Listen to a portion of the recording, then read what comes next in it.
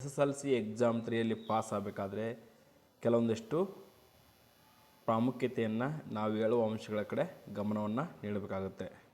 ನೋಡಿ ವಿದ್ಯಾರ್ಥಿಗಳೇ, ಮೊದಲಿಗೆ ನೀವು ಏನು ಮಾಡಬೇಕಪ್ಪ ಅಂದರೆ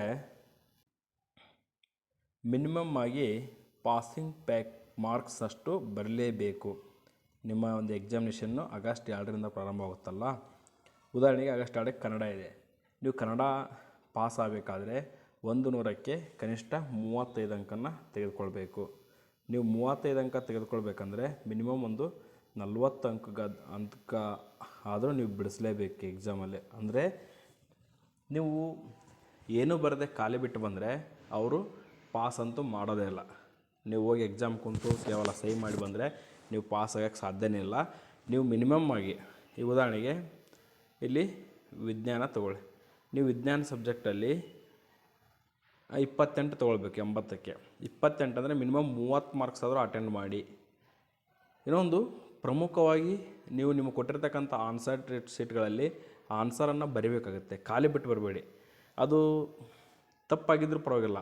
ಈಗ ನೀವು ಏನು ಮಾಡ್ತೀರಾ, ಸ್ವಲ್ಪ ಆನ್ಸರ್ ಕರೆಕ್ಟ್ ಗೊತ್ತಿರುತ್ತೆ, ಸ್ವಲ್ಪ ಗೊತ್ತಿರಲ್ಲ. ಹಾಗೇನು ಮಾಡ್ಬಿಡ್ತಾರೆ, ಬಿಟ್ಬಿಡ್ತೀರ, ಹೋಗ್ಬಿಡು ನಂಗೆ ಗೊತ್ತಿಲ್ಲ ಅಂತ. ಬಿಡಬೇಡಿ ಆ ರೀತಿ.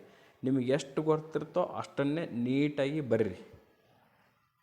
ಕೆಲವೊಂದಿಷ್ಟು ಸಾರಿ ಮೌಲ್ಯಮಾಪಕರ ಒಂದು ಚಿಂತನೆ ಯಾವ ರೀತಿ ಇರುತ್ತಪ್ಪ ಅಂದರೆ, ವಿದ್ಯಾರ್ಥಿ ಓದೋಕ್ಕೆ ಪ್ರಯತ್ನ ಮಾಡ್ತಾಯಿದ್ದಾನೆ, ಬರೆಯೋಕ್ಕೆ ಪ್ರಯತ್ನ ಮಾಡ್ತಾಯಿದ್ದಾನೆ ಅಂದರೆ ಆವಾಗ ನೀವು 1 ಅಥವಾ 2 ಅಂಕದಿಂದ ಫೇಲ್ ಆಗೋರಿದ್ದರೆ 2 ಅಂಕವನ್ನು ಹಾಕಿ ಪಾಸ್ ಮಾಡ್ತಾರೆ. ಕೆಲವೊಂದು ಇನ್ನೂ ನಿಮಗೆ ಎಕ್ಸಾಮ್ 3ಯಲ್ಲಿ ಒಂದು ಗ್ರೇಸ್ ಮಾರ್ಕ್ಸ್ 20% ಕೂಡ ಇರ್ತಕ್ಕಂಥದ್ದು. ಹಾಗಾಗಿ ಪ್ರಾಮುಖ್ಯವಾಗಿ ನಾವು ತಿಳಿಸೋದೇನೆಂದರೆ, ಯಾವುದೇ ಕಾರಣಕ್ಕೂ ನೀವು ಖಾಲಿ ಪೇಜನ್ನು ಬಿಟ್ಟು ಬರಬೇಡಿ. ಪ್ಲೀಸ್ ತುಂಬಿಸಿ. ನಿಮಗೆ ಎಷ್ಟು ಆನ್ಸರ್ ಗೊತ್ತಿರ್ತೋ ಅಷ್ಟು ಕರೆಕ್ಟಾಗಿ ತುಂಬಿಸಿ. ಗೊತ್ತಿಲ್ಲದೆ ಇದ್ದರೂ ಕೂಡ ನಿಮಗೆ ನೀವು ಏನಾದರೂ ಸ್ವಲ್ಪ ಜ್ಞಾಪಕದಿಂದ ಬರೀರಿ. ನೀವು ಖಾಲಿ ಪೇಜ್ ಬಿಟ್ಟು ಬಂದರೆ ಪಾಸ್ ಆಗೋಲ್ಲ. ಕೊನೆ ಪಕ್ಷ ಆ ಪಾಸಿಂಗ್ ಮಾರ್ಕ್ಸ್ಗಿಂತ ಒಂದು 10 ಮಾರ್ಕ್ಸ್ ಜಾಸ್ತಿ ಬರ್ರಿ. 28 ಮಾರ್ಕ್ಸ್ ಇದ್ದರೆ 38 ಮಾರ್ಕ್ಸ್ ಆದರೂ ಅಟೆಂಡ್ ಮಾಡಿ. ಆಗ ನೀವು ಪಾಸ್ ಆಗೋಕ್ಕೆ ಸಾಧ್ಯ ಆಗುತ್ತೆ. ದಯವಿಟ್ಟು ವಿದ್ಯಾರ್ಥಿಗಳೇ, ಭಾಳಷ್ಟು ವಿದ್ಯಾರ್ಥಿಗಳು ಮ್ಯಾಥಮೆಟಿಕ್ಸ್ ಇರುತ್ತೆ. ನೀವು ಮ್ಯಾಥಮೆಟಿಕ್ಸ್ನಲ್ಲಿ ಇಂಪಾರ್ಟೆಂಟ್ ಆಗಿರ್ತಕ್ಕಂಥ ಪಾಸಿಂಗ್ ಪ್ಯಾಕೇಜ್ ಆಲ್ರೆಡಿ ಇರುತ್ತೆ, ಅದನ್ನು ನೋಡ್ಕೊಳ್ಳಿ. ಆ ಪ್ರಕಾರನೇ ನೀವು ಬರೀರಿ.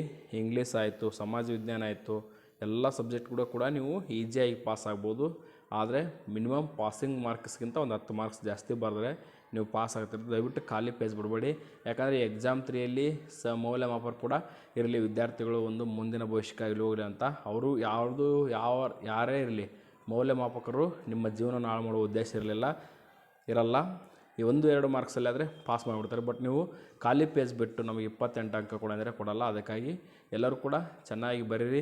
ಎಲ್ಲರಿಗೂ ಆಲ್ ದ ಬೆಸ್ಟ್ ಹೇಳ್ತಾ, ಏನಾದರೂ ಡೌಟ್ಸ್ ಇದ್ದರೆ ಕಮೆಂಟ್ಸ್ ಮಾಡಿ. ನಾವು SSLC ಎಕ್ಸಾಮ್ 3ಗೆ ಬೇಕಾದ ಪಾಸಿಂಗ್ ಪ್ಯಾಕೇಜ್ನ ಒಂದು ವಿಡಿಯೋನ ಅಪ್ಲೋಡ್ ಮಾಡಿದ್ವಿ. ಆ ವಿಡಿಯೋ ನೋಡಿ ಹೆಚ್ಚೆಚ್ಚು ಮಾಹಿತಿಯನ್ನು ಪಡ್ಕೊಳ್ಳಿ ಅಂತ ಹೇಳ್ತಾ, thank you for watching this video.